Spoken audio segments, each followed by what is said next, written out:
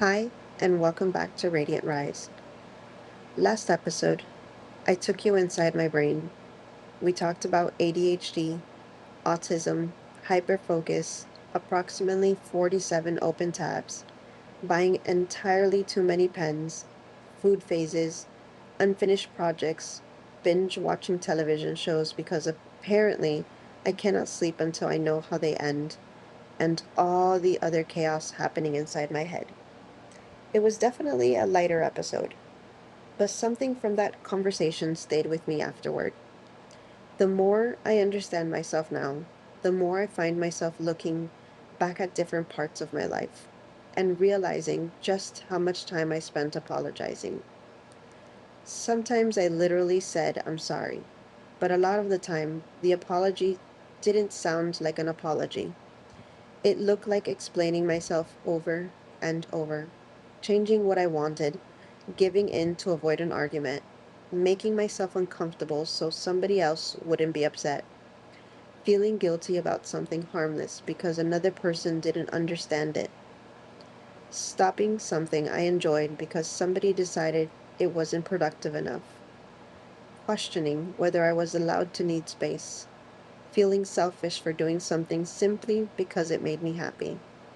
And now, at this point in my life, I keep finding myself looking back and asking, why exactly was I apologizing for that? And I want to make something very clear from the beginning. This episode is not that I never apologize anymore because everybody just has to deal with me. Absolutely not. If I hurt somebody, I should apologize. If I make a mistake, I should own it. If I behave badly, I should take responsibility. If something I do causes actual harm, I should be willing to look at myself and do better. Accountability matters. But I'm beginning to understand something that I wish I had understood much earlier. Somebody being uncomfortable with my choice does not automatically mean I did something wrong. Those two are completely different things, and I spent a lot of my life confusing them. So today I want to talk about some of the things I don't apologize for anymore, and maybe, more importantly, why I ever thought I needed to apologize for them in the first place. For a long time, I thought apologizing meant saying the words I'm sorry, but I realize now that I apologize in a lot of other ways. Sometimes apologizing looked like giving a 10-minute explanation for a decision that really only required one sentence. Sometimes it was, well, I know you wanted me to, but the reason I can't is. And then I'd give an entire presentation because somewhere in my head I believed my answer wasn't valid unless I gave the other person a reason to agree. Sometimes it looked like saying yes when I wanted to say no. Sometimes it looked like changing my clothes, changing my plans, changing my opinion, changing my behavior. Sometimes it looked like making myself uncomfortable because somebody else being unhappy felt worse. And then when you do that enough, sometimes something starts happening. You stop asking, what do I want? And you start asking, what do I need to do so nobody gets upset with me? Those are two very different ways to live. One starts with you, the other starts with everybody else. And I spent a lot of years living from the second question. I don't want to live that way anymore. One of the examples that immediately came to mind when I started thinking about this episode was clothing. And it seems so small. It's clothes. But when I look back, I realize it represented something much bigger. In my past marriage, there were periods where I just wanted to dress comfortably: jeans and a t shirt, leggings and a t shirt. That was what I wanted to wear. I wasn't making a statement. I wasn't saying I would never dress up. I wasn't deliberately trying to irritate anyone. I was comfortable. That was literally it. But it became an issue because my ex husband wanted me to dress differently. He had an idea of how he wanted me to look, And there were times when we would actually argue about it. Eventually, sometimes, I would just give in. I would change. I would wear whatever he wanted me to wear. Not because I suddenly liked it better. Not because I changed my mind. I did it because I wanted the fighting to stop. At the time, giving in felt easier. Just change the clothes, end the argument, move on. And now when I think about it, it makes me sad. Not because there's anything wrong with dressing up. I actually enjoy dressing up sometimes. I like feeling pretty. I like putting something together when I'm in the mood for it. That wasn't the problem. The problem was feeling that I couldn't decide what I wanted to. Why did I comfort? Why did my comfort need somebody else's permission? Why should another person's preference about how I looked automatically matter more than how I feel inside my own clothes? And now, if I want to dress up, I'll dress up. If I want jeans and a t shirt, I'll wear jeans and a t shirt. If I want leggings and a comfortable shirt because that is what feels good on my body that day, that's what I'm wearing. As long as I'm dressed appropriately for where I'm going, I'm comfortable, and I'm happy. Why do I need to apologize? I don't. And maybe clothes sounds insignificant, but small things can show you big patterns. Because every time you learn that the easiest way to keep peace is to make yourself smaller, you get a little better at disappearing. And I don't want to disappear anymore. On the complete opposite side of wanting to dress comfortably, I also don't apologize anymore for little things I choose to do because they make me feel good about myself. A perfect example is getting my nails done. I like getting my nails done at least once a month, and every few months, I like getting my hair done. People see my hands constantly because of the work I do. So, yes, having my nails done makes me feel a little more put together. And honestly, that isn't even the biggest reason. The reason is very simple. It makes me feel good about myself. And when I think about my life as a whole, I realize why this particular subject bothers me so much when I feel like I have to defend it. Because my whole life, and honestly, even now, I have been someone who takes care of the people around me. If I love you, I want to make sure you're okay. I want to make sure you have what you need. And a lot of the time, I also want to make sure you have the things you want if I can make that happen. My kids, my significant other, my family, the people I love. I'm constantly thinking about them. Do they need something? Are they okay? Can I help? Can I make something easier? Can I get this for them? Can I take care of that? And sometimes I've done that to such an extreme that I've let myself go in the process. I've put myself last. I've gone without things. I've postponed things I wanted. I've ignored what I needed. I've spent money on everybody else before I even consider something for myself. I've taken care of other people while telling myself, I'll worry about me later. And sometimes, later never really comes. So now, when I want to keep one or two small things for myself, like getting my nails done once a month or getting my hair done once every few months, I find myself asking, why do I have to explain that? Why do I have to defend it? Why does one small thing for myself have to become an argument? And why does everything I do for myself have to qualify as an absolute necessity before I'm allowed to spend time or money on it? Especially when I've spent so much of my life making sure everybody around me has what they need and very often what they want to. Why is it okay for me to give to everyone else, but somehow selfish when I want to keep something small for myself? I don't believe that anymore. I work hard, I carry responsibilities, I take care of the people I love, I give a lot of myself, and I'm allowed to have something that is just mine. Something that doesn't need to benefit anybody else. something that doesn't need to be practical, something that doesn't need to solve a problem, something that can simply make me happy. And yes, sometimes that something is a manicure. Sometimes it's getting my hair done. Maybe somebody else looks at those things and thinks, that's unnecessary. Okay, it might be unnecessary to you, but if I can responsibly do it, my obligations are taken care of, and it brings me a little happiness. Why should I feel guilty? Because the truth is, I haven't always felt good about the way I look. There have been things about my appearance I've doubted, things I've disliked, times when I looked at myself in the mirror and been incredibly hard on myself. And there have been people throughout my life whose comments, criticism, or treatment made those insecurities worse. Sometimes somebody says something once, and you hear it 100 more times in your own head. So, yes, sometimes getting my nails done makes me feel a little prettier.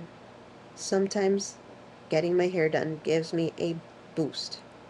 Sometimes I look down at my hands and see a color I love and think, I like that.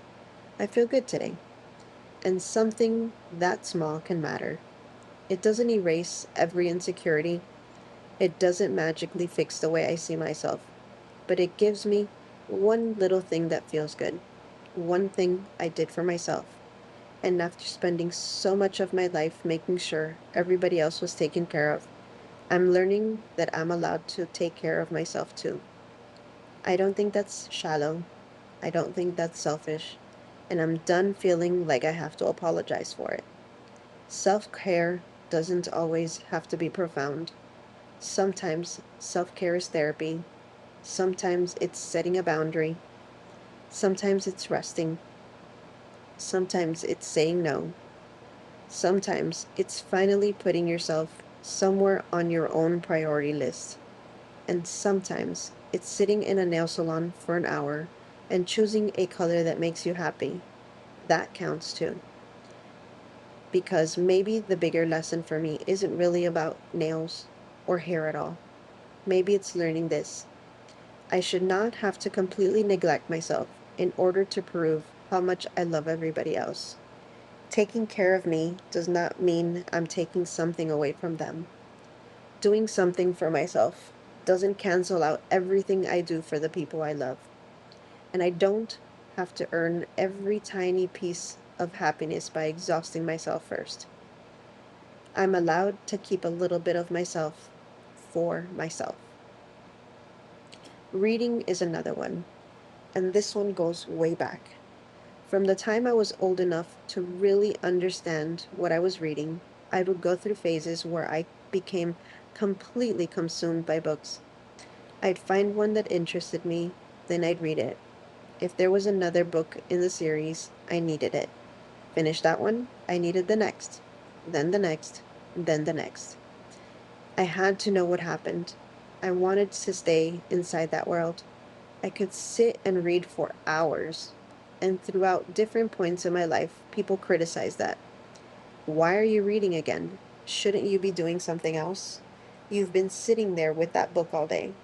In their mind, I wasn't being productive. I could have been cleaning something, doing chores, working on something, doing something they considered more useful, and something I genuinely love started becoming another thing I felt I had to explain. And now when I look back at that, I wonder if there was more happening. Yes, I love reading. I absolutely did. But I wonder if books sometimes gave me something that I didn't have the language to explain when I was younger, an escape. There were different traumas happening in my life, things I didn't know how to process, things I couldn't control, things I didn't necessarily understand, and maybe opening a book gave my brain somewhere else to go. I didn't physically leave, but mentally, for a little while, I could. I could be inside another person's story, another world, another family, another problem, another adventure. For those hours, my life didn't have to be the only thing occupying my mind. And I want to be careful with how I say that, because I can't sit here as an adult and declare that every time I picked up a book as a child, I was consciously trying to cope with trauma. I wasn't thinking I need an escape mechanism today. I was a kid. Knew I loved books. But with what I understand now, and knowing what was happening during certain periods of my life, I think maybe books sometimes made me feel safe. Maybe they gave me my mind somewhere else to exist when reality felt like too much. And if they did, I'm certainly not apologizing for that. I found something that brought me comfort, something harmless, something that gave me imagination, something that gave me quiet, maybe even something that helped me survive feelings I didn't yet have words for. So perhaps instead of, why are you wasting so much time reading? The better question would have been, what are those books giving you that you need right now? Nobody asked me that. I didn't know how to ask myself that, but I can ask it now. Another thing I don't want to apologize anymore is needing space. Sometimes I need quiet. Sometimes I need to be by myself. Sometimes I don't want to talk. Sometimes I need to sit somewhere where nobody is asking me a question. Nobody needs a decision, an answer, anything from me. And that doesn't mean I'm mad. It doesn't mean I don't love anyone. It doesn't mean there's necessarily something wrong.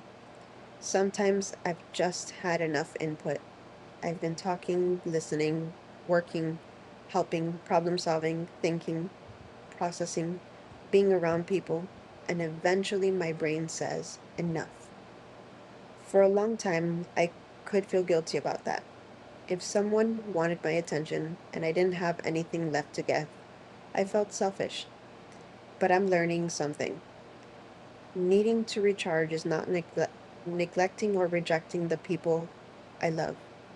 Sometimes taking space is exactly what allows me to come back and actually be present. I don't need to completely drain myself before I've earned permission to rest. This connects directly with being available. A phone makes me reachable. It doesn't make me permanently available. That distinction matters. Just because somebody can text me at any hour doesn't mean I owe an immediate response. Just because my phone rings doesn't mean I'm always in a position to answer. Sometimes I'm working, sometimes I'm with my family, I'm sleeping, I'm doing something. Sometimes I generally don't have the mental energy for another conversation. And sometimes, as discussed extensively in episode 15, I read your message, I thought about the answer, I answered you completely inside my own head, and 3 days later, I discovered that apparently you were not included in that conversation. That one I might still apologize for. But I'm not apologizing simply because I didn't answer immediately. There are emergencies. There are obviously situations where someone needs me, but in regular, everyday life, I'm allowed to put my phone down. I'm allowed to have uninterrupted time. I'm allowed to respond when I actually have the capacity to respond. The entire world does not need immediate access to me. This one is still difficult for me because if you've spent years trying not to disappoint people, no can feel like a very dangerous word. Someone asks, can you do this? Can you come here? Can you help me? Can you take care of this? And sometimes I know immediately I can't or I don't want to. But instead of saying no, my brain starts writing a dissertation. Well, the reason I can't is, and then this happened, and maybe if, and I'm really sorry. And I hope you can understand why. Why do I feel like my no requires approval? Why does somebody else have to review the evidence before my answer becomes valid? Sometimes I can't is enough. Sometimes that doesn't work for me is enough. Sometimes no thank you is a complete response. Someone being disappointed does not automatically mean I was wrong to say no. And someone being unhappy with my boundary does not automatically make the boundary unfair. I'm still learning that. I've changed my mind about plenty of things: careers, education, projects, plans, interests, goals, things I once convinced myself I wanted. And especially after talking about hyperfocus in episode 15, I know very well that sometimes I can become incredibly invested in something and then eventually realize this isn't for me anymore. Now, changing your mind doesn't erase responsibility. If I've made a financial commitment, signed something, promised something, or involved other people, there may be consequences I still need to handle. But I don't believe anymore that choosing something means I am morally obligated to want it forever. People change, circumstances change, we learn things, we learn about ourselves. Sometimes what looked right for you 5 years ago doesn't fit the person you are today. Sometimes what you thought your dream turns out to be not it. That doesn't automatically mean the first decision was stupid. Maybe you made the best decision you could with the information and self awareness you had at that time. And then you learned more. You're allowed to change. I've also stopped wanting to apologize for asking questions. If I don't understand something, I'm asking. If something doesn't sound right, I'm asking. If somebody is making a decision that affects my life, I want information. I spent too much time worrying that asking another question would make me difficult, or annoying, or demanding. But here's the problem: if I stay quiet just so somebody else doesn't think I'm difficult, I'm the one who has to live with the consequences. So, yes, if something involves my health, my finances, my job, my family, my future, or something important to me, I might have questions. Possibly seven, or 10, or several. Maybe tab number 32 has follow up questions too. But I would rather understand what is happening than quickly nod because I'm afraid somebody might think I'm annoying. I feel deeply. Anybody who listens to this podcast already knows that. I cry, I love hard, I worry, I get excited, I get hurt, I become overwhelmed, I care. And throughout my life, I've sometimes been made to feel like those emotions were too much, too sensitive, too emotional, too intense. And I do believe there's an important difference between having strong emotions and allowing those emotions to become excuses of harmful behavior. I'm still responsible for how I treat people, but I'm not interested anymore in treating the fact that I feel deeply like it's a character flaw. Crying doesn't automatically mean weakness. Being hurt by something doesn't automatically mean or make me dramatic.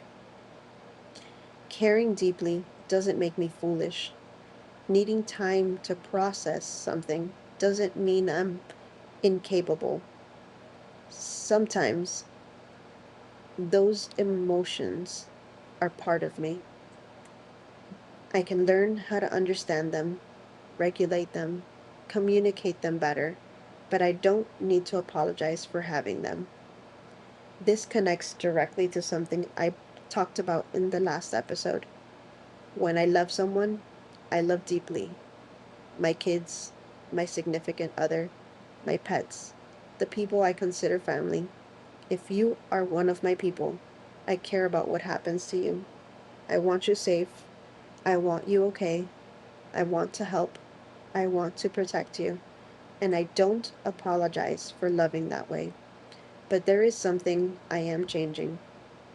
I am learning that loving someone does not require abandoning myself, because I have done that a lot. I've made sure everybody else had what they needed while ignoring what I needed. I've worried about everyone else's emotions while mine sat somewhere waiting. I've pushed myself because somebody I loved needed something. I've spent on them before spending on myself. I've worried about whether they were comfortable while ignoring whether I was. And there's beauty in caring for people. I don't want to lose that. But I'm realizing I can't always put myself last and then be confused when I have nothing left. I don't want to love people less. I want to include myself among the people I'm taking care of. I want to protect my kids, my partner, my pets, my family, and me. I get to be on that list too. And maybe this is where that little manicure comes back into conversation. Because if I spend so much of myself making sure everyone I love has what they need, I am allowed to keep one little thing that is mine. I'm allowed to keep a little bit of myself for myself. Protect your peace is one of those phrases that looks beautiful on a quote graphic. Real life is messier. Sometimes protecting your peace means ending the conversation. Sometimes it means not responding, means saying no, means taking distance. Sometimes it means accepting that a person who has known you for years does not automatically deserve unlimited access to you forever. Sometimes protecting your peace means realizing, I have explained this already, you simply don't agree, and I no longer need to keep explaining until you do. That has been a hard lesson, because I used to think that if somebody misunderstood me, I had to fix it. Let me explain it again. Maybe if I worked it differently. Maybe if I give you more context, I prove my intention. But not every misunderstanding needs to be corrected. Not everybody is going to understand me, and some people simply won't agree. There are people, probably, who carry a version of me in their mind that I wouldn't recognize. I can't control that. I can spend my entire life trying to manage everybody's perception of me. Or I can actually live my life. I'm choosing the second one. I think this might be the biggest one. Throughout different periods of my life, people had opinions about who I should be, how I should dress, what I should do, what career I should choose, how I should spend my money, how I should spend my time, how much emotion is acceptable, what I should enjoy, what success should look like, what kind of woman I should be. And when you hear enough outside opinions, sometimes you lose track of which voice is yours. You start wondering, do I actually want this? Or was I told I should? Do I actually dislike this? Or did somebody make me feel embarrassed for liking it? Am I making this decision because it feels right for me? Or because I know somebody else will approve? Those are things I'm still untangling, because I know I don't want to spend the rest of my life trying to become the version of me that everybody else finds easiest to accept, because that version doesn't exist. One person thinks you're too loud, someone else thinks you're too quiet, one thinks you're too ambitious, someone else thinks you should be doing more, you're too emotional, you're not affectionate enough, you spend too much, you don't enjoy yourself enough, you dress too casually, you care too much about your appearance, It never ends. You can ship you can shape shift your entire life and still disappoint somebody. So maybe another person's disappointment isn't always proof you need to change. Sometimes it's simply proof that you finally made your own decision. One of the most interesting parts of understanding myself better now is looking backward. I think about younger Michelle, the girl disappearing into books, the woman changing her outfit because she just wanted an argument to end, the person explaining herself constantly, the one trying to make everybody happy, the one who thought criticism automatically meant I need to change. And instead of looking at those versions of myself and asking, what was wrong with you? I'm trying to ask, what were you trying to do? Maybe she wanted comfort, safety, escape. Maybe she wanted peace. Maybe she was trying to avoid conflict. Maybe she didn't understand why her brain worked the way it did.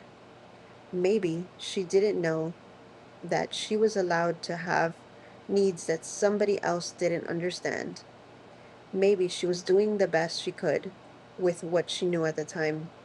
And I don't want to keep apologizing for her. I want to understand her. That doesn't mean everything I've ever done was right. Absolutely not. I've made mistakes. I've hurt people.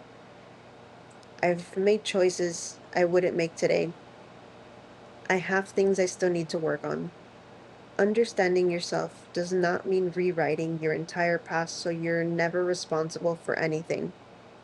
But growth also doesn't require you to look backward at every version of yourself with shame. Sometimes growth sounds like, I understand why I did that now. Sometimes I would do that differently today. And sometimes, wait, that actually wasn't something I needed to apologize for at all. This might be the most important thing I'm learning. There is a difference between hurting someone and doing something they don't like. For a people pleaser, those can feel identical. Someone is disappointed, I must be wrong. Someone doesn't like my boundary, I must be selfish. Someone criticizes my decision, maybe I should change it. Someone wants something different, maybe I should give in. But those reactions don't automatically mean wrongdoing happened. If I treated you badly, let's talk about it. If I lied, if I broke an important commitment, if I deliberately hurt you, if my behavior genuinely harmed you, then yes, I need to examine that. But if you're upset because I wore the clothes I wanted to wear, different. If you think reading is a waste of time, that's your opinion. If you don't understand why getting my nails done matters to me, you don't have to. If you're disappointed because I said no, I can understand your disappointment without changing my answer. If my boundary means you have less access to me, you might not like it. That doesn't automatically mean the boundary is wrong. I spent too many years confusing somebody else's discomfort with proof that I had done something wrong. I don't want to do that anymore. So now, when I feel that familiar urge, when I immediately want to say I'm sorry, when I feel guilty because somebody else is unhappy, I'm trying to pause long enough to ask, what am I apologizing for exactly? Did I hurt someone? Did I behave badly? Make a mistake? Break an agreement? Did I fail to consider how my actions affected somebody else? If the answer is yes, then apologize. Sincerely. Take responsibility. Fix what can be fixed. Learn. Do better. But sometimes the answer is no. I didn't actually do something wrong. This person simply doesn't like the decision I made, and that requires a completely different response. Maybe no apology is necessary. Maybe I just need to tolerate the uncomfortable feeling of someone not agreeing with me. And that might sound simple, for, but for me, it isn't. But I'm learning. So what don't I apologizing for anymore? I don't apologizing I don't apologize for wanting to be comfortable, for wearing jeans and a t-shirt because that's what feels good. I don't apologize for getting my nails done because looking down at my hands makes me smile. For getting my hair done because sometimes I want to feel a little prettier. For loving books. For disappearing into a story. I don't apologize for needing quiet, for not being available every second, for saying no when I need to, for asking questions, changing my mind, feeling things deeply, loving hard, protecting my peace. I don't apologize for having boundaries, and I'm trying very hard to stop apologizing for that harmless part of myself that somebody else simply doesn't understand. I'm still going to apologize when an apology is deserved. I want to be accountable. I want to be kind. I want to grow. But being kind to other people cannot continue to require being cruel to myself. And I think maybe that's the distinction I've finally started understanding. I can say, I'm sorry I hurt you, without saying, I'm sorry I'm me. Because I'm not sorry for being me anymore. I'm still learning her. I'm still understanding her. I'm still healing parts of her. There are things about her I want to change. There are things I'm working on, mistakes I'm learning from, parts of her that I'm finally realizing never needed to be fixed in the first place. And maybe one of those things I'm finally learning is that I don't have to give every part of myself away to prove how much I care. I'm allowed to keep something for me, a quiet hour, a book, a comfortable outfit, a boundary, a manicure, getting my hair done, a little bit of time, a little bit of energy, of joy. I'm allowed to keep a little bit of myself for myself. So if you're listening and you find yourself constantly apologizing, constantly explaining, changing yourself because someone else is uncomfortable, I want you to ask yourself something too. Did you actually do something wrong? Or have I spent so much time worrying about everybody else's reaction that I forgot I'm allowed to make choices for myself? Maybe your answer will surprise you. And maybe there are few things I've been apologizing for that never needed an apology. Thank you for spending this time with me. This is Radiant Rise. We're healing, we're growing, we're understanding ourselves. We're taking responsibility where responsibility belongs. We're learning that taking care of ourselves doesn't mean we care about everyone else any less. And hopefully, we're apologizing a little less for simply being who we are. I'll talk to you again soon.